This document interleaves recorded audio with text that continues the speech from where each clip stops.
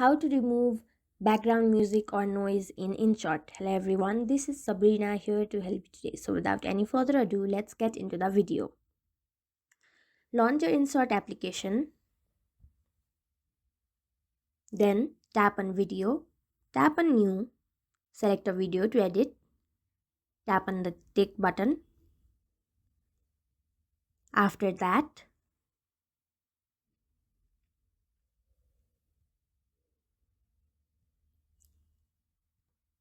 you have to go to audio if you want to add an audio, but then